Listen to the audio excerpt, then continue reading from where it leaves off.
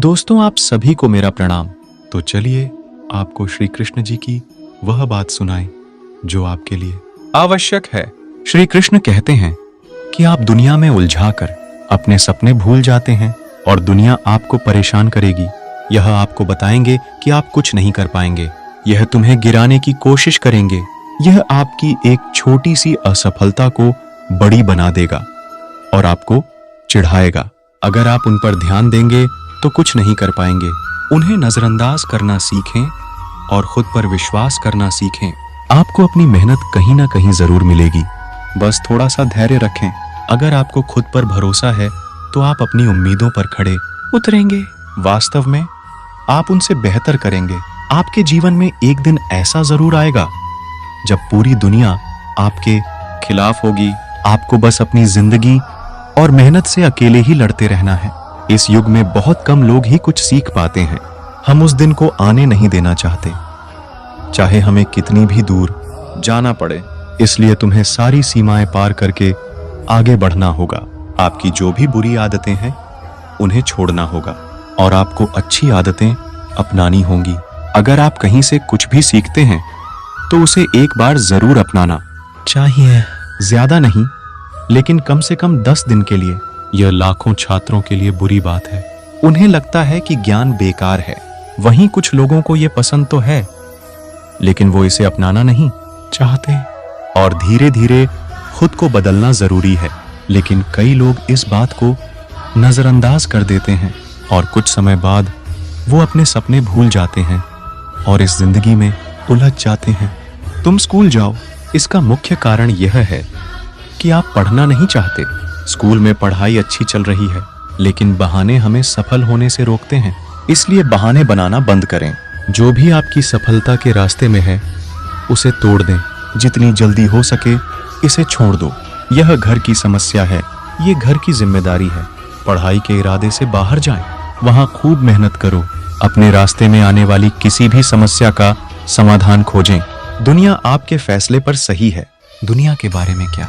आज ये आपके खिलाफ है, लेकिन जब आपको सफलता मिलेगी तो पूरी दुनिया आपके साथ होगी। दुनिया हमेशा अपने फैसले बदलती रहेगी। इसीलिए आज अपना समय बिल्कुल भी बर्बाद ना करें। कल समय तुम्हारा होगा। बस आज खूब मेहनत करो। कल आपके पास आपकी सभी समस्याओं का समाधान होगा। आज जो रास्ता दिखे पहले उसे तय कर लो। इसके आगे का रास्ता आपके वहां पहुंचने के बाद दिखाई देगा। अपने आप से जीतो। अपने जीने का तरीका बदलें। यदि आप इसे आज करेंगे तो कल आपको लाभ होगा।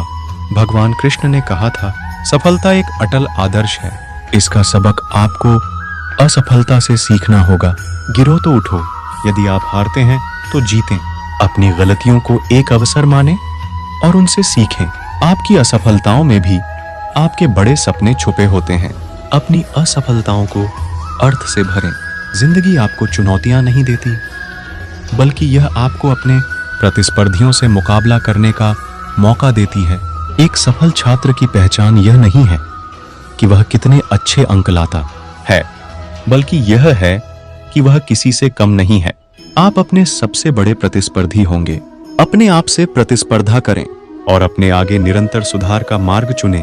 आपकी सफलता का एक और महत्वपूर्ण हिस्सा है आत्मविश्वास। आपके अंदर आत्मविश्वास होना चाहिए कि आप कोई भी लक्ष्य हासिल कर सकते हैं। अपने आप को कमजोर मत समझो, लेकिन अपनी ताकत को पहचानें और उसे बढ़ाएं। जब आप अपने अंदर की शक्ति को पकड़ लेंगे तो आपके लिए कोई भी लक्ष्य असंभव नहीं होगा।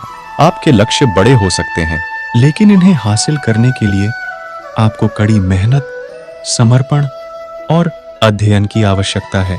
अपने लक्ष्यों के लिए लड़ने के लिए आपको सही दिशा में प्रयास करने की आवश्यकता है।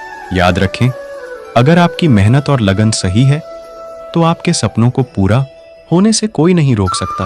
आप सचमुच महान हो सकते हैं। आपको बस अपनी क्षमताओं को पहचानने की जरूरत है। आपको समर्पण भाव से काम करने की जरूरत है। आपको अपने जीवन के हर समय सकारात्मक दृष्टिकोण बनाए रखने की आवश्यकता है और अनंत सफलता की ओर आगे बढ़े। आप सभी के भीतर संभावनाओं का सागर है। यह आपकी नैसर्गिक प्रतिभा, अद्भुत कला और निरंतरता से परिपूर्ण रहने की क्षमता को दर्शाता है। आप सोच सकते हैं और सपने देख सकते हैं।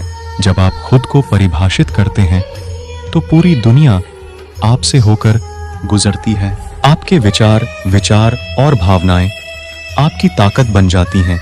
आपके विचार आपके कार्यों को प्रेरित करते हैं और कर्मों से सफलता मिलती है।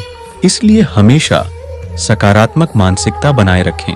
जीवन में कठिनाइयां और समस्याएं आएंगी, लेकिन आपकी मानसिक शक्ति आपको अपने लक्ष्य की ओर बढ़ने में मदद करेगी।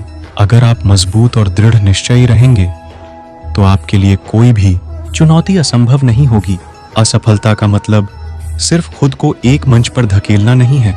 इसलिए अपनी ताकत को पहचानें, अपनी गलतियों को स्वीकार करें। जीवन में सब कुछ हासिल करना कौन नहीं चाहता?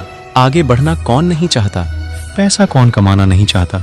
अगर मैं आज 100 लोगों से कहूं कि कल आपको सुबह 4 बजे उठना है, अगर 100 लोग भी सहमत हों तो उनमें से 80 ही उठेंगे। इससे भी कम लोग उठेंगे। तीसरे दिन कम लोग उठेंगे, चौथे दिन कम लोग उठेंगे। अगर आप दुनिया के 1% लोगों में से एक बनना चाहते हैं तो आपको उस मानसिकता से बाहर निकलना होगा जिसमें आपके आसपास के 99% लोग फंसे हुए हैं। जिस व्यक्ति ने यह काम करने की ठान ली है वह इसे हासिल कर पाता है या नहीं। लेकिन मैं इतने दिनों से जो काम कर रहा हूं, जो लक्ष्य तय किया है, मैं उस लक्ष्य का इरादा गिरने नहीं दूंगा। और जिनके इरादे नहीं गिरते वही लोग अपने जीवन में सफलता हासिल कर पाते हैं। तो उठो और मजबूत इरादा बनाओ। किसी गांव में एक आलसी आदमी रहता था। उसने कोई काम नहीं किया। वह सारा दिन खाली बैठा रहता और यही सोचता रहता कि किसी तरह उसे कुछ खाने को मिल जाए। एक दिन वह घूमते घूमते आम के बगीचे में पहुंच गया। वहां रसीले आमों से लदे बहुत सारे पेड़ थे। रसीले आम देखकर उसके मुंह में पानी आ गया और वह आम तोड़ने के लिए एक पेड़ पर चढ़ गया। लेकिन जैसे ही वह पेड़ पर चढ़ा, माली वहां पहुंच गया। माली को देखकर आलसी आदमी डर गया और किसी तरह पेड़ से उतरकर भाग गया। भागते भागते वह गांव के बाहर जंगल में पहुंच गया। वह पूरी तरह थक चुका था, तो वह एक पेड़ के नीचे बैठ गया और सोचने लगा। तभी उसकी नजर एक लोमड़ी पर पड़ी। उस लोमड़ी का एक पैर टूट गया था।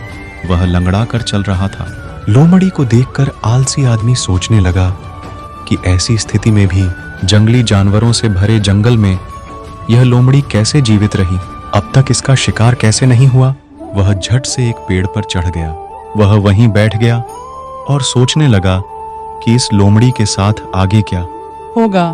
कुछ पल बीते। सारा जंगल शेर की दहाड़ से भर गया।